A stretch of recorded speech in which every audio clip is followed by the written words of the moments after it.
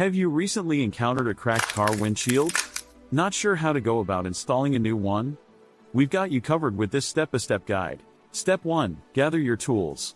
You'll need a replacement glass, gloves, safety goggles, a rubber mallet, a putty knife, and a sealant.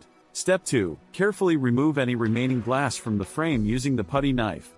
Be sure to wear gloves and protective eyewear during this process. Step 3. Clean the frame thoroughly, removing any debris, dust, or old adhesive. This will ensure a secure installation. Step 4. Apply the sealant to the edges of the new glass. This will help create a watertight seal and prevent any leaks. Step 5. Gently place the new glass into the frame. Use the rubber mallet to firmly tap it into place, ensuring a snug fit. And there you have it. Your car glass installation is complete. Remember to let the sealant dry for the recommended time before using your vehicle. Now you can hit the road with confidence, knowing you've successfully installed a new car glass all by yourself.